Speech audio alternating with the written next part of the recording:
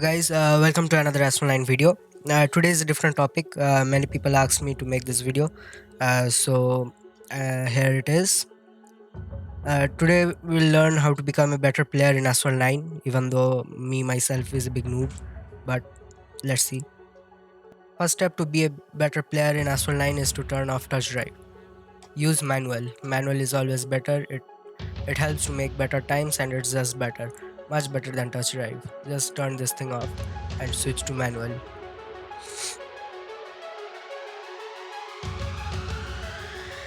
After you are done switching to manual, play some races and try to find your best sensitivity you can play with. I am best at 50%. That's mostly based on personal preferences. You can use 100% or 30%. I know many who use 15% on tilt. So that's based on your choice. Do the best thing you like. So after you do all of that, play some events or career races offline to get a hold of the manual driving. Also, it's always better to play some career to get better at the tracks. Also, it does help to improve the driving line, which is a lot important in being better. Always make sure to drive steadily, just don't go like this or it just causes speed loss. Try to take a good racing line and try to follow that line. Then of course we have these the Nitro uses. There are 4 types of different Nitros in this game. First being the single tap Nitro or the yellow Nitro, as we all know. Then we have double tap Nitro, which is basically orange Nitro. So you wait and then you press again to get the orange Nitro. Then there is perfect Nitro, the blue one. And then we have shockwave, this one, pink Nitro. Single tap Nitro is mostly used in long straights or some small and wide turns, which can be easily done with single Nitro. Also, single Nitro can be used to maneuver over some footpaths or the grass on the road. It can be done with single Nitro on some agile cars. Then we use perfect Nitro to get to maneuver around turns like those without losing much of speed. Then orange Nitro in the air, as I showed there. And then we use shockwave upon landing or after a drift to get back up to speed quickly, as I showed in that section.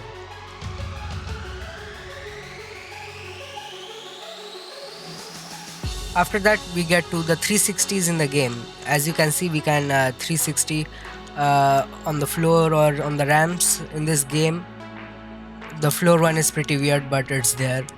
Most of the time it must be used on ramps. It should be used on ramps to get some airspeed and nitro at the same time.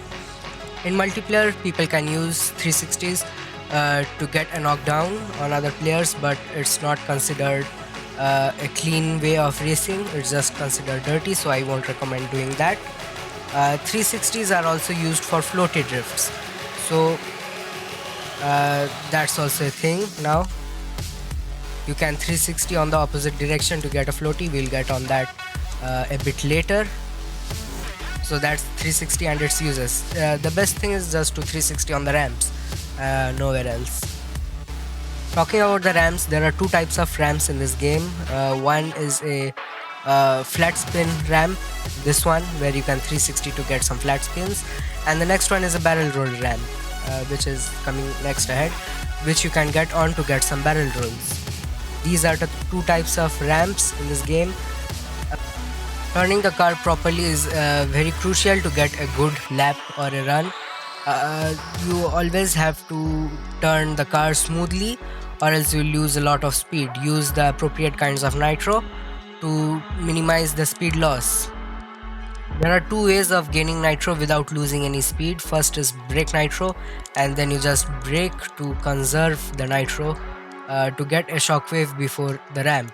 As you can see here, I'm just braking and then we get the shockwave before the ramp.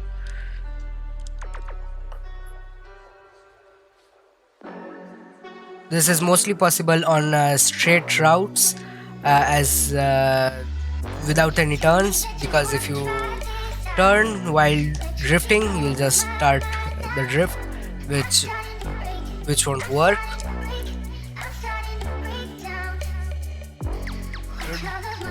To execute this properly, just click and hold on the drift button for the long period of time, and it will cancel the drift. After it cancels the drift, press it again, and we'll just continue this over and over again till you get a full nitro bar. After that, we get on to brake nitro. We use this mostly after ramps to carry over the airspeed. It just carries over the airspeed for a longer period of time on the road, which is pretty useful, and then to conserve the nitro for a longer period of time. Next is speed tricks. Using these, you can gain some more speed for a longer period, some more airspeed for a longer period of time, which eventually improves your lap. If executed properly, you will lose speed if you don't execute them properly, or if you fail them. Basically the same thing. More of that in the next video, because there are hundreds of speed tricks in this game and I can't add all of them in one video. These speed tricks require a lot of practice, so don't worry if you fail them, because you will eventually get better at them slowly after practice. For the final part, we have floaty drifts and punch drifts.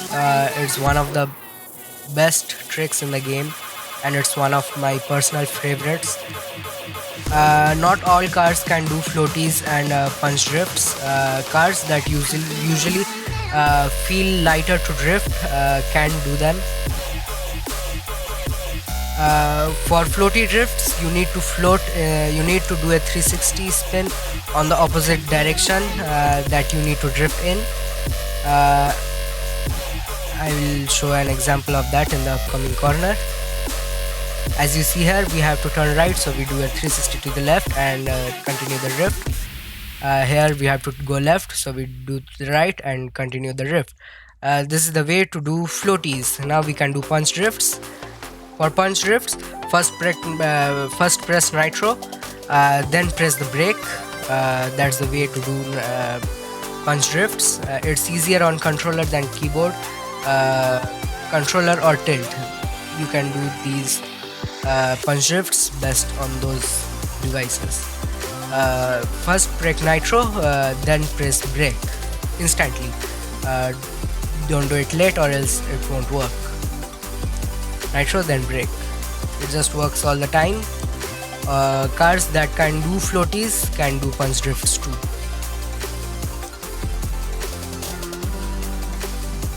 So using all of these tricks, your driving can become better in Asphalt 9. Just practice all of them together. Try to execute the best thing. Do the best which works for you. Do the best which works for you, and eventually you will become a better driver. Now for the next part is saving tokens and getting the better cars. The way to progress faster is to not spend tokens on random things. Save tokens and go for the best cars. Just go for the cars which you can use in multiplayer. Like get a good car in class D, which will help you in multiplayer. Get a good car in class C. The one I recommend right now is the McLaren GT. You can go for that. It's a great car. After that, save some tokens and get a good car for class B. For class B, I'll recommend the Corvette Grand Sport, because it's an easy one to get. Anyone can get it nowadays. And the Apollo N for a top speed oriented car. These two are the ones which are easier for anyone to get in the game. For class C, as I said, the McLaren GT you can get right now. And then we have the H2 speed, and most of the time we have random car hunts for a lot of the good cars in this game, like the Vencer Sar, the Arenera Huseria, the Gallardo the Arenera, and there are legend cars too, so you can get those too. for some good class C cars. For class D, you can get the DSE10s to use in multiplayer. It's a good car for beginners. Then you can get the Lotus Elise. It's not bad, you can get that too. Then we have hunts for class D cars most of the time. So go for them, play those events without spending tokens and get the cars. For class A, there is not much you can get for free except of some cars, and those free cars are not really that good. The one which is really good and usable is the VLF Force 1. There is daily events, weekly events for it. Play that event and try to max this car out. And same for class S. There is nothing much you can get for free in class S except of the Tryon and the Egoista. Those two are the best ones which you can get for free playing those weekly events. Play them and try to max out these cars, and try to spend tokens focusing on a single car, not just don't try to unlock every car and keep them at 1 or 2 stars, because at the end you won't be able to use those cars, because 1 or 2 stars most of the cars are useless. Try to save the tokens and aim to max them, because that way you will at least have one usable car which you can use in MP or events. That's all.